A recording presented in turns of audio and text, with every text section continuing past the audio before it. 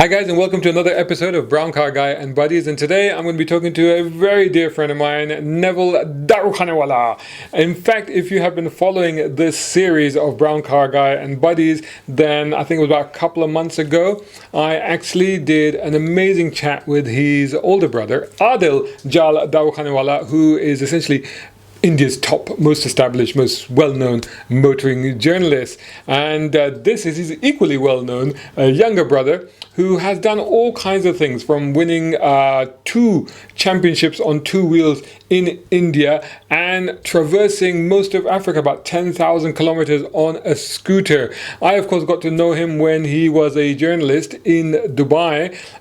When I moved out there in 2006, he'd already been there. He's been in the UAE for a while now. And he quickly transitioned to the dark side, as we call it, to the PR side. So we're going to catch up with all of that and see how that happened and how his journey was. He's got lots of great stories to tell. So this should be fantastic. Before we get into that, make sure that you are subscribing to this channel. This is youtube.com/Brown Car Guy. Make sure that you are following me on all of my social media channels. Just search for hashtag Brown Car Guy. That's on Instagram, Twitter, and Facebook. And of course, subscribe to browncarguy.com. Cool. Let's get into this.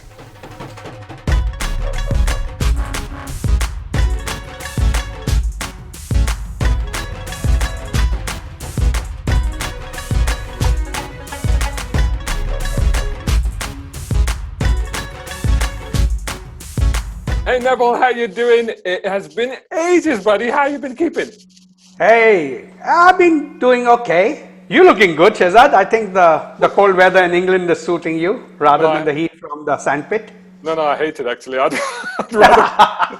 rather come back to the heat. You know what? We've been having some good weather, so it's okay. I'm all right at the moment. You know what? I don't mind swapping places. Yeah. I think the grass is eternally greener, right?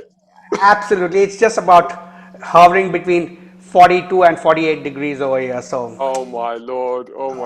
But you know, so I can remember doing, I can remember doing TV shoots in 50 degrees heat, wearing a tie and a jacket. So I'm like, I've done events in 50 degrees. So yeah. It's okay. You get used to it. You should get used to it after being here for about 19 years. Yeah, exactly. Yes. We'll come back to that. I mean, how's it been? Just because I always ask everybody, like, how's lockdown been? Because obviously that's a big topic in everybody's mind at the moment. How have you coped with the whole situation? Well, it's in a way it's good. Got to spend a lot more time with the family and the dog. All right. Yeah. Been cooking, being fed some nice food by the missus. So have you been doing some baking? No baking. Everybody's been doing baking. What's that all about? No baking. Only cooking food. Some good Indian food and some continental. Yeah, it was good. Go on. Tell us what you've been making. My favorite is mince.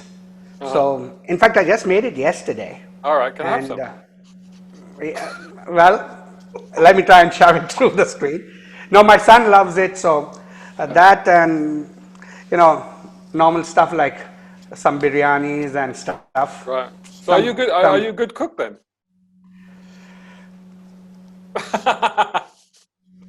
You bet. My wife is staring at me from the other corner of the room. she's like, choose your words very carefully. Absolutely. In any case, you're probably a million times better cook than I am. I can basically fry an egg. That's about it. So I can cook. I can cook. So we have known each other pretty much since I was there. I mean, I joined there in 2006 in Dubai. We must have met on some event. You were still a journalist at that point, weren't you? Yeah, those were my last years of journalism before I switched over to the dark side. Yeah. I still remember that one Ford gig when you turned up in the GM truck. Oh, yeah. Yeah, they didn't like that for some reason. I guess so. There were some good times, weren't there? In the old days. There's been a lot of moments. There have been a lot of moments. But cast your mind back. I mean, because I spoke one of these for regular people that have been watching these. I did one of the first ones, or I think the first or the second one I did of this Brown Car Guy and Buddy series was actually with your brother. Yes, I know. And you kind of started out with him, didn't you? And very early on. I did. We started. I started my journalism career in 1987.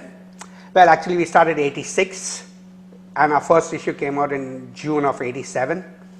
And yeah, I mean, since then it's just been one good. Not, I wouldn't call it a roller coaster ride, but Yeah. a great Yeah. few rides. Yeah, yeah. So So yeah, how did you get into it? I mean, did Adil, your brother Adil, did he just kind of drag you into this, or were you also, as much of a petrol head as he was? well, I used to race. I started racing way back in 1984. Hmm. But before that, I used to help him organize races Yeah, back home. We used to have the Rodel Trophy, the yeah. Supercross World Championship round, one of the rounds. And we used to have a yearly Supercross back home in Pune, in India. So this is, so And I hang used on. to help So this was 2 wheels or 4 wheels? What are we talking two now? wheels, So motocross, four motocross. So wheels. this is, we're talking bikes. Yeah. What sort of bikes are we talking? So we're talking on off-road bikes. Right, right. You don't know motocross, I don't know anything Shazad. about Come bikes, on. honestly. Yeah.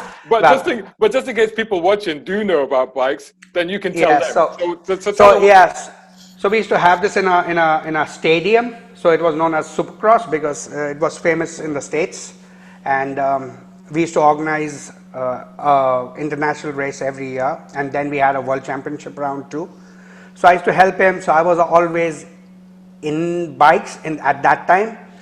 And then my brother used to had a very big scrapbook which he used to fill up, and he used to buy magazines, cut the pictures, stick them in, write his own stories about them, Yeah, and he used to write in the newspapers, as you know, yeah, he spoke about it. yeah, And whatever bits and scraps he did not want, he threw them to me. So I yeah. had my own scrapbook, and I used to do the same thing. One of the So stories you told me, I remember this, it was a while back, and it was a wonderful story, how you guys would go around to all of the old bookshops and magazine shops and just desperately try and find anything. Good. You tell it better. so yeah, so we didn't have much money, so Paint a picture. Where was this? When? What so year yeah, was this? yeah, I'm coming to that. So we didn't have much money, so my brother would somehow manage to scrounge some few bucks from here there, and keep on building up and make a little bit of a cachet, and then he say, okay, come on, off we go to all the what we would call the raddi shops, you know, the used magazine Uh-huh. stores, and we And would find some. where would they be? So Where would they earlier be? we would go around town in Pune where we Uh-huh. lived, Uh-huh. and then when we exhausted all Yeah. those places, we would take a train to Bombay and walk around all day in search of these small little tucked away in one corner shops, Uh-huh. and ask them for some automotive books. Okay, say, do you have some car books or bike books? Uh-huh. And you'll be surprised. We used to find owners manuals and technical books from the 50s, 60s, Wow. and then the bargaining would start, Yeah. and we would come back home in the evening, catch the train back from Bombay in the evening, and get back. I was basically taken by my brother to carry all the stuff. He was a slave driver, I tell you. So yeah, so That's and why we used to you've got come a back. stooped back. That's why I see that. I realize now.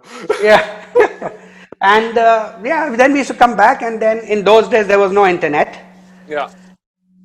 and So then what he year, would around go. what year was this? What years was This these? was late 70s, early 80s. Right. And how old were you? I was just out of school, so I was 16 or 17. Wow. And so you used to go off on your own to Bombay in a train. No, I used to go with him. Yeah. I used to go with Adil, Yeah. and the two of us would go. How much older is he than you? He's 11 years older than me. Oh, okay. So he was a responsible adult. Oh yeah, yeah, you could call that, yeah. So yeah, I mean, and then he used to write letters to, shit, I forget the guy, Eon Young, Uh-huh. and some other journalists, because in Moto Magazine, I think if I'm right, Yeah. on the last page, Eon Young had a column, Right. and he would always ask for if anybody had any old owner's manuals, Hmm. technical books, Right, right, right. stuff like Yes, that. yes, And yes. we used to find these, Wow. and he used to write to them and say, I've got A, B, C, D, right up till Z. Uh-huh. And Eon Young would write back, which we would get the mail back after Yeah, 2 or 3 months. yeah, yeah, I'd say, okay, I'll pay you 3 quid 50 for this book, yeah, 10 pounds for this book. yeah. And then we used to, my brother would say, please send the money, half the money in advance so I can So pay for the parcel it to postage. you. Yeah. So And that's how we used to do it. It was great fun, good there's fun. quite a little business going on. So I mean, like, what was the how much was that worth in terms of like you? I mean, how much did you pick it up for, and how much were you managing to sell it to you and Young for? Well, at times we would pick up some books for as less as 2 rupees, 5 rupees, 10 rupees, and we would get maybe 20 quid for a 2 rupee book, or maybe a 50 quid, maybe sometimes even more than that. It depends on the condition of the book and Wow. how rare it was. So the money that he would get from selling these journals back to England, he would invest some of the money to go and buy magazines from a bookstore, Right, because it right, had the list of all the, so we right, knew what we had to look for. right, right. It made it so much easier. But it was So, great fun. question. So, how did these books and magazines and all of this stuff that you were finding that was so obviously so valuable to a journalist like him, how were they ending up in India in the first place? How would they get there?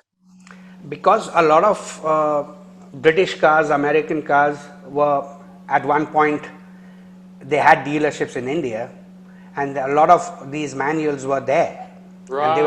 they were just thrown. Wow. Nobody knew the value of them, their value. So they were just chucked. They were just sold as scrap Mm. by the kilo. That's You know, amazing. So, do you think that there would still be, if young kids watching this now, would there still be for that sure, opportunity? Really? for sure. I would think so. So it's You just a just case need to of look. spending the time to go and Spending the time. That's yeah, correct. yeah, yeah, That's yeah. correct. For Wow. sure, definitely. There's an opportunity for people who want to get onto eBay with something special, right? Yeah. Well, if eBay would have been there that time, my brother would have made a killing. Oh my God, can you Not that imagine? he didn't, Yeah. not that he didn't, Yeah. but he would have made more money, yeah, for sure. So But then, yeah, that was my initiation. so moving forward, then, so you started. So how did you then get into the magazine, and just from the racing, or then you started to do something? You thought, okay, we get all of these magazines. Why don't we do our own or something like that? Yeah, my brother used to, like you would have from his talk, Yeah, he used to write for the local newspapers yeah, and stuff. So he was trained to do something else. right, I think he was a millwright mechanic. right, right. His heart was not in it. He wanted to write, Mm. and because he used to have this big scrapbook at home and he used to keep on writing, he made me also do the same thing. Yeah, yeah, And then we decided to start the magazine and asked my uncle's help for it. yeah. And he sort of roped me in, and he says, "Fine, you're going to work with me," and that's how it started. It That's was good amazing. stuff. Yeah, yeah. So did you continue the racing along? Because you had what, 2 championships from what I Right. remember. So in 1987, we were part of the Bajaj Auto factory team, which my brother again put together. And the first time that a scooter with an engine on one side of the chassis was racing. There were other guys who raced such bikes, such scooters, but without much success. So we went in with and entered two categories, a 150cc category and a 100cc category. So I, being a junior rider, I was in the 100cc, my senior colleagues were in the 150. And at that time, the Lambretta were just winning anything and everything in sight. Not that we had too many road races in India. We had just 2 or 3 tracks, old airfields converted into racing tracks. We raced in '86 first, and then I won. Wow. It was a mixed field. We had a 80cc class the 100cc scooter class and 150cc scooter class. How many and bikes a 200cc scooter class. How many bikes are on the track at the same time?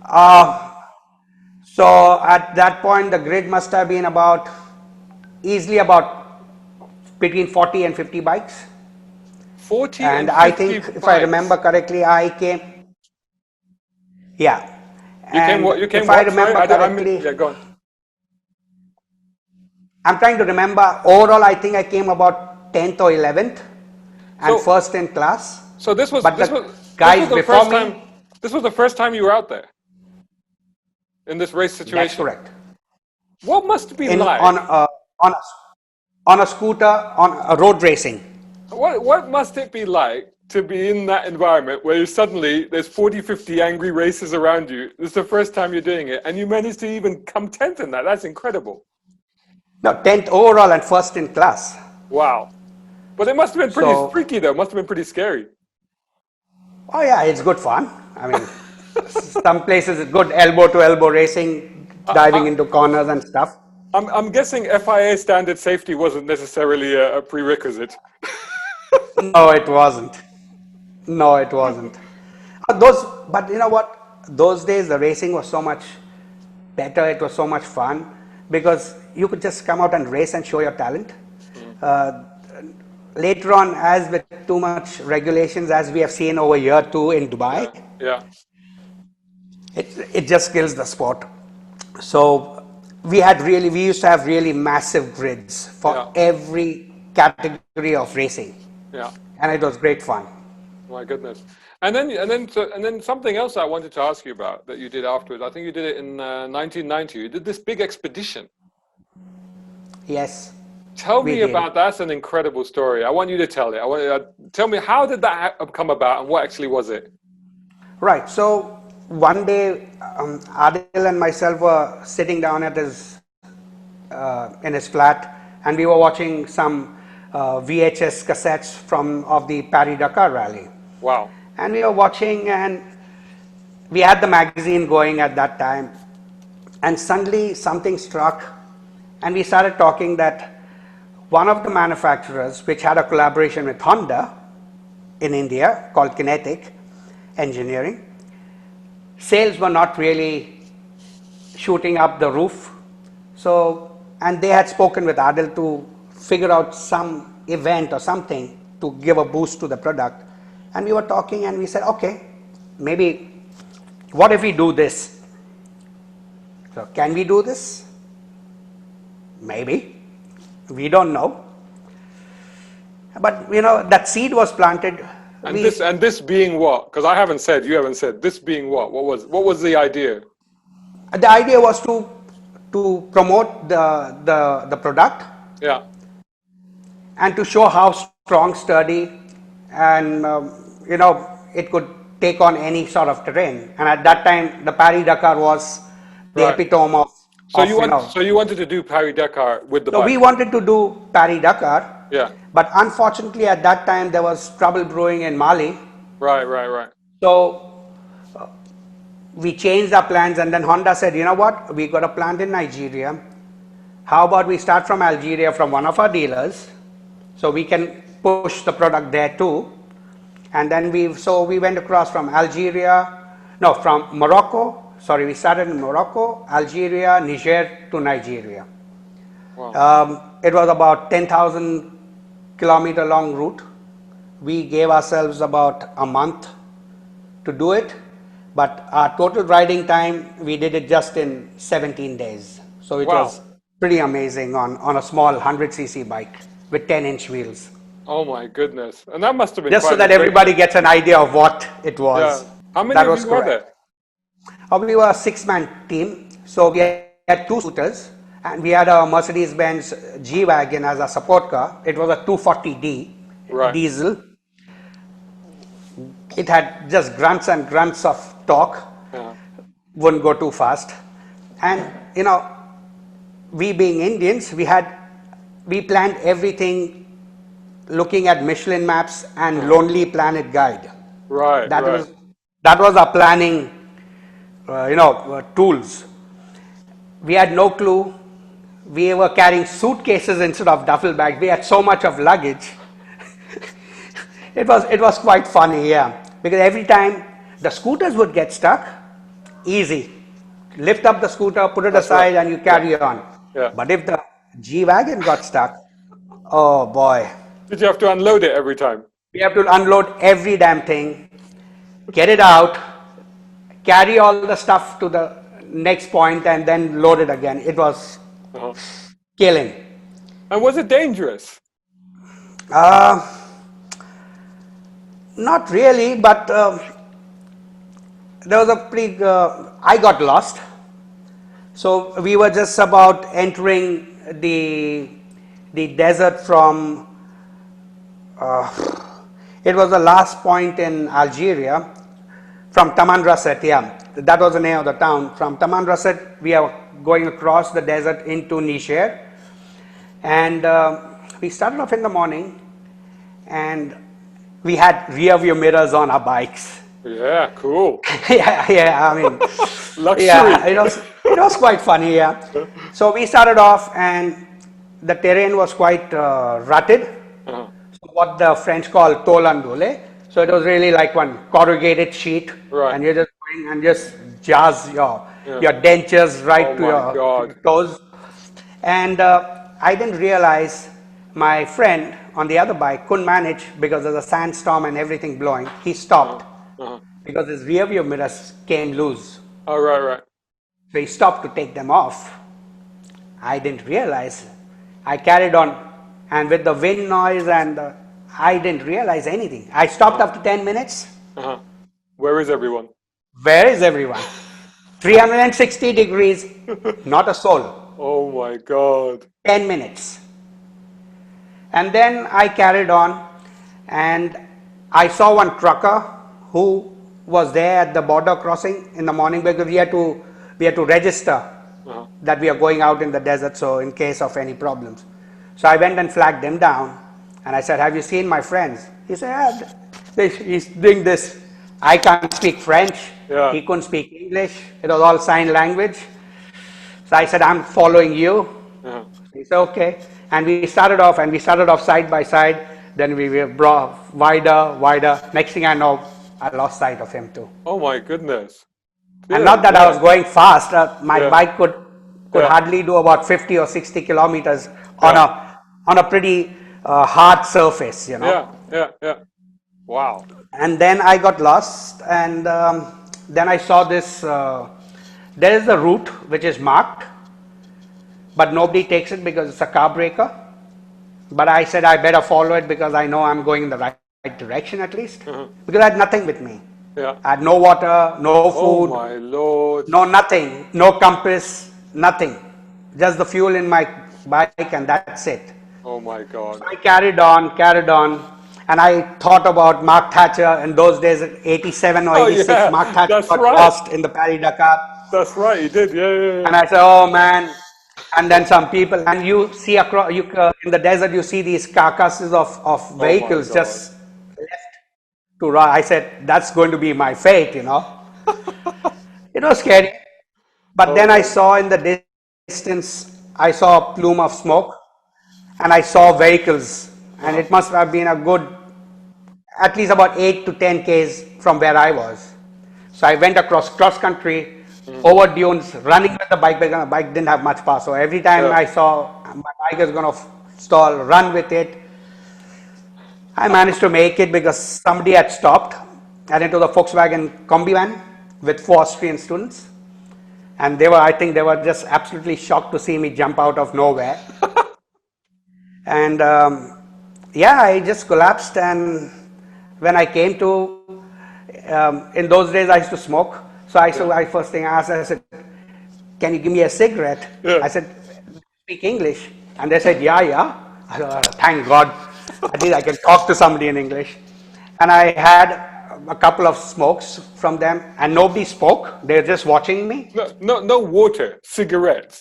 First cigarette, and then the water. Right. And then I said, "Look, you know what? I'm lost." Yeah. They said, "Oh, we are lost too." And I said, "Oh, shit, man, this is weird."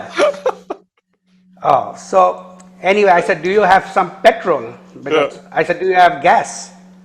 Benzene, that's what they call it over there, That's right. benzene. Yeah. So I Yeah. said Yeah. yes. I said, thank God their Volkswagen, the van was petrol. So Yeah. I borrowed some gas from them, put it in the scooter, Uh-huh. started off again, and half an hour of riding, and we met their friends and my friends. Oh my goodness. And I got a bollocking for that. Instead of being happy to see me, I was Was that from Adil then? no, Adil was not there on the trip. Right. Right. Right. Okay. You know what? When we went on the trip, Adil was busy getting married. Oh, I see. I see. Yeah. That's a pretty good. So, That's a pretty good get out excuse. yeah. Yeah. So, Oh yeah, my but it was goodness. great. It was good fun. We had quite a few good memories from that trip. I mean, a lot of memories. Uh-huh. And it was great fun. And I Would tell you you, the would you would scooters you do just, would you do it again? I would. Really? Yep. Wow. That says a Yep. lot. That says a lot. Yeah. Of course, nowadays you'd have a phone and GPS, so you wouldn't. It'd be a whole different story. But Yeah, I think now it'll be much more easier. yeah, But well, it's there'll be a proper route yeah. through the To be dunes. honest, yeah, Yeah. it'd be a total different adventure. But talking adventures, then how progressing, fast forwarding a little bit, how did you then end up in Dubai, where you've now been for 19 years? Yeah, so my wife came to Dubai for a holiday, Right. and her uncle was here, her sister was here, um, and she came in for a holiday, and she ended up getting a job. And she said, called me on the phone and said, I'm not coming back. I said, oh shite. I said, I better go there. So I had to come down to Dubai, look for a job, and yeah, and that's it. I still remember I got my job, my first job in Fleet Auto. It was December, and I spent Christmas Eve at the Iranian island.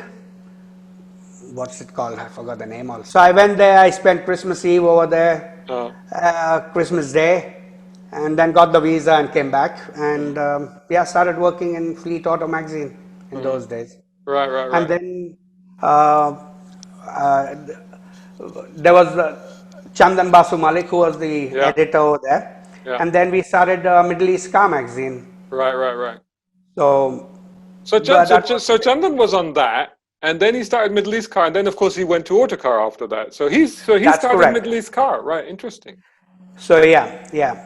So we couldn't call it Car Middle East. Yeah, because that was us. That's why, yeah. So But yeah, we came later. We came later. y'all came in much later, We yeah. came in later. Yeah. Yeah. Yeah.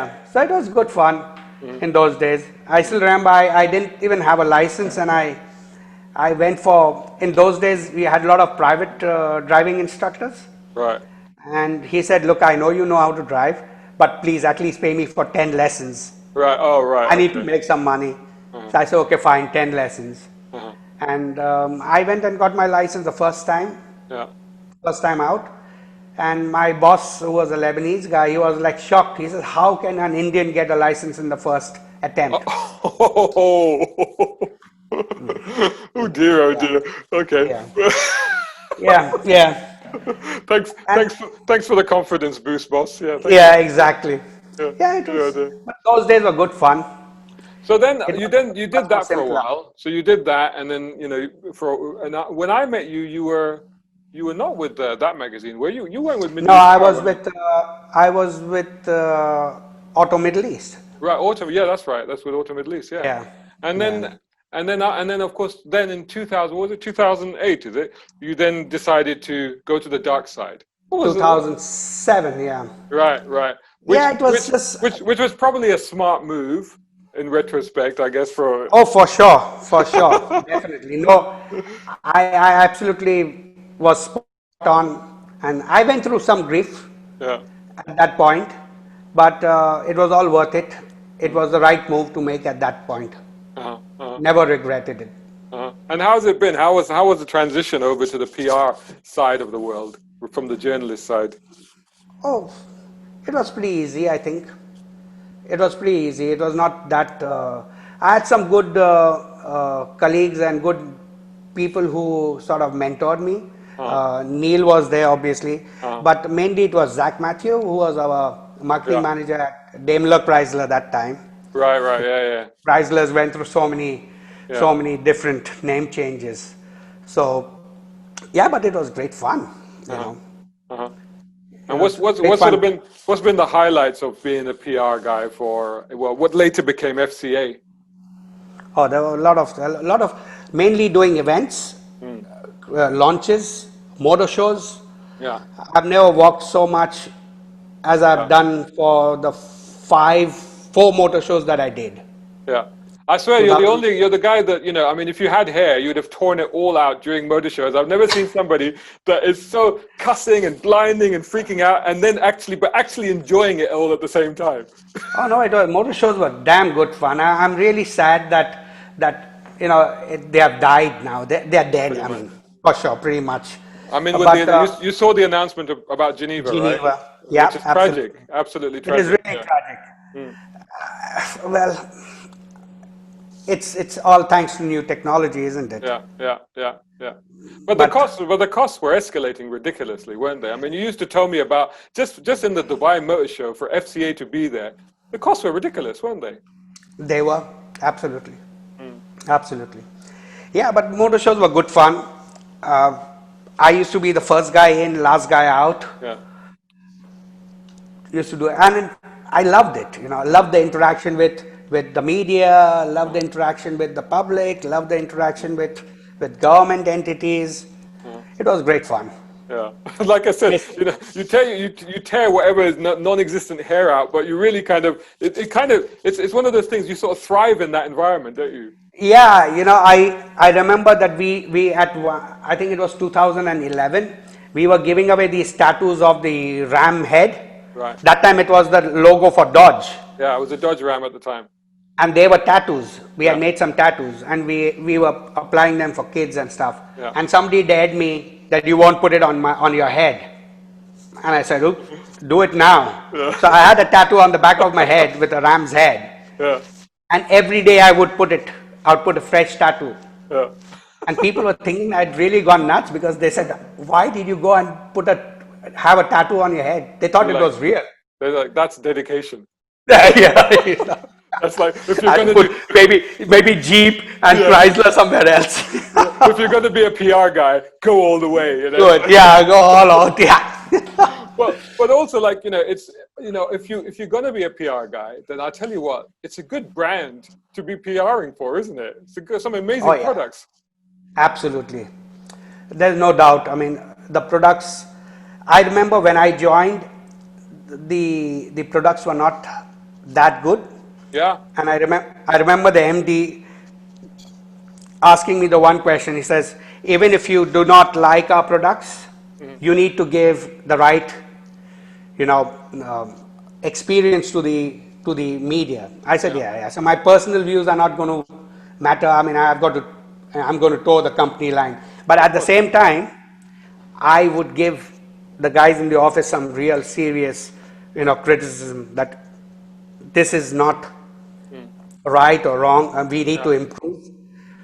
I can handle the media, but we need to let them speak their mind because that's the only way we'll be able to improve our products. Yeah. Most of the PRs, the minute you write something bad, I know because I was also one of y'all. Yeah.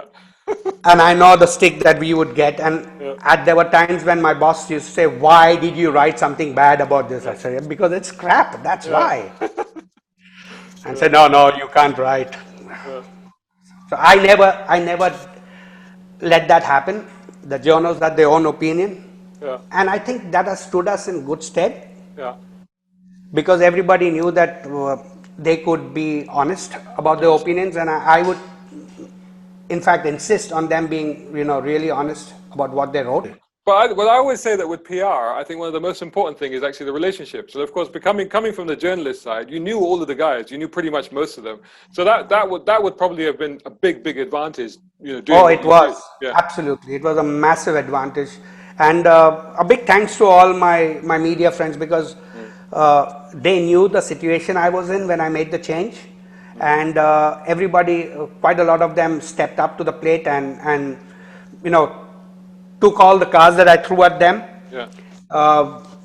And we were like, really, the cars were just not in my garage at all. They're coming in, going out, coming in, going out No, all the time. you're always very good with that, and that's something that Yeah. we benefited from a lot. So just before we go, because I always run out the clock with these things, because I always say like I'm going to do 30 minutes, and then I get caught up in the conversation. We go over. But I tell you what, for people watching this, your top tips for anybody that's looking to get into automotive PR, what would you say were the three things? One is obviously the relationships, which we've First is relationships. Second thing is the passion. You should love your cars, your bikes. Yeah. YouTube, Facebook, social media. Everybody is an expert nowadays. They're far more expert than you are and me and I am. Yeah. That's not good enough. Yeah. You really need to have a lot of passion. You need not be a technical person. Yeah. But you need to have passion, and you need to know how to deal with people. Yeah. There have been times when you've seen me in action at times. I certainly have. But at the same time, I've always gone back and put an arm around your shoulder of others, and we have had a great laugh, and we've got on with it. Yeah, and I think you've just put your finger on it. The other thing is like to realize not to take it too seriously, to realize that it's a fun thing. Let's enjoy ourselves. So from the time that I started with PR, and there was always this big thing, it's press relations, it's public relations or what. So I told my boss, you know what, I don't care what everybody calls it, I'm going to call it personal relations. Yeah. Because at the end of it, if I build my personal relationships with the media, with whoever is coming in contact with our brands, that is a much better fix than anything else. Yeah. So that's how it helped me even during motor shows and stuff. Yeah. Yeah. I would just go and talk to anybody. I would try to say I was doing a job of salesman too. Yeah. No, you did. That's what it helps. Yeah. Yeah. So passion is very important. Hard work. Yeah. Definitely. Yeah. Hard work. Well, you're definitely one of the hardest working guys that I knew over there, both on this side of the media and on the other side of the media. And also, I have to also give you my thanks as well, because not only as a friend, but even on a professional level, you've always been incredibly supportive and encouraging. I mean, to some extent, Motoring Middle East, which was started because of the encouragement we got from you. When I remember the very first conversation, sitting in the ITP coffee area and talking about the project, and you were like, no, guys, you should do this, So, yeah, no, absolutely, yeah. So I have done my best to help everyone. Now you just don't see anyone. Everybody is gone. There are hardly any worthwhile media left. Yeah, yeah. And there are too many wannabes. So let's not talk about them, please. We'll save that for the next episode. We'll come back round to that. Absolutely. Well, it's been absolutely fantastic. Thanks so much for doing this, and take care. Good love to all your family, and hope to speak to you again, man, soon. Done. Cheers, mate. Thanks so much.